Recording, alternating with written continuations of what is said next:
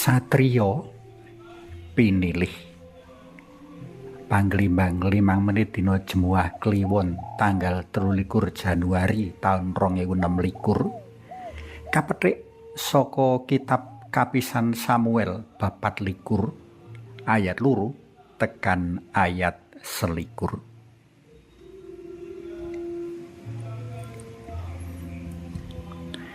Sawetara dina kepungkur wis padha kita lelimbang bab Daud minangka satriya piningit lan siningit.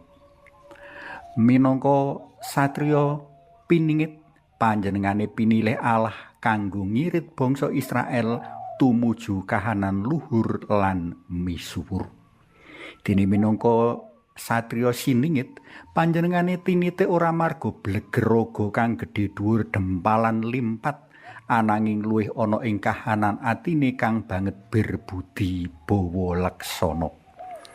Panglimbang dina iki ngajak kita kabeh sinau marang Daud kang awit marga kahanan atine kang becik mau pinilih Allah kanggo ngengon umat pilihan Israel.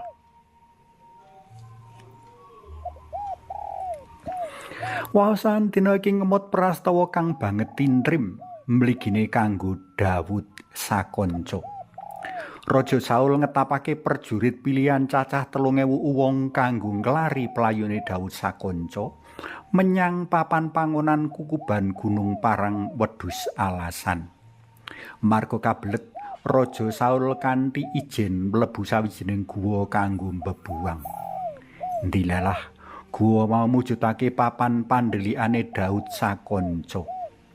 Sumurup Raja Saul kang tanpa kantha lan kanthi mbebuang, sawetara pendhereke Daud matur, "Den, dumugi titi wancinipun sabdanipun Allah menika. Aku masrahake satrumu ing tanganmu, tumindako apa kang mbok anggep prayoga." Karepe wong-wong mau cetha supaya Daud merjaya Raja Saul.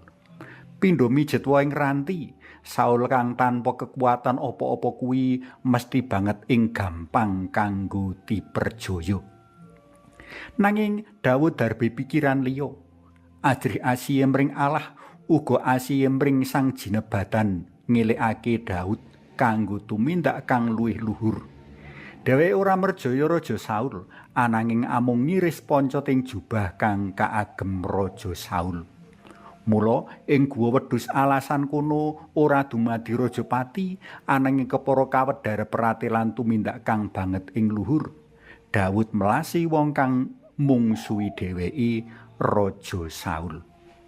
Dheweke ngejarake Raja Saul urip lan metu saka guwa kanthi slamet. Iki ateges Daud uga aweh kalodhangan Raja Saul kanggo ndandani uripe kang kelimput alias martobat. Rikala Raja Saul wis sawetara adoh saka cangkem guwa, kanthi sujud konjem ing lemah, Daud nguwuh, "Sang Prabu, mugi kapirsanana ing dinten menika bilih satemenipun Gusti Allah sampun masrahaken pejagesang panjenengan wonten tangan kula. Nanging kula mboten tumindak ingkang damel kacintrakan paduka, awit kula sanget ngajeni tiyang ingkang jinebatan ing Allah. Menika buktinipun irisan ponco jubah paduka." Krungu pratelane Daud karo muwun Raja Saul ngendika, "Apa iku suaramu putraku Daud? Becik sira tinimbang ingsun, awit sira wis nandukake kabecikan marang ingsun."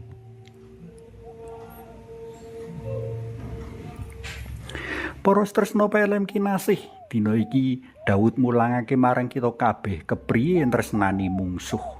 Panjenengane ora males piyala nganggo piyala, ananging males piyala nganggo kabecikan. Marga ngendelake Allah mawelas lan asih, Daud kasil menggak lan ngendhaleni pepinginan kanggo males lara wirang sarta ngganti nganggo tumindak welas asih mring wong kang nganggep mungsuh dheweke.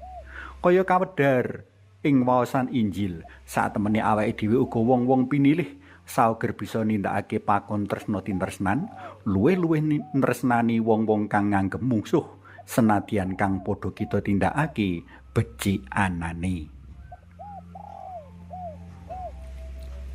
Suwawi sami munjuk Kunjung asma dalem Yang Rama Yang Putra Tuwin Yang Roh Suci. Amin. Alma welas kawula menjaya sembah nuwun awit tulodo luhur dawuh ingkang tresnani lan melasi tiyang ingkang mengsayi panjenenganipun. Nyuwun kegiatan dalem Duh Gusti amrih kawula saged nulodo kaluhuranipun satriya pinilih Daud. Amin. Kunjung asma dalem Yang Rama Yang Putra Tuwin Yang Roh Suci. Amin.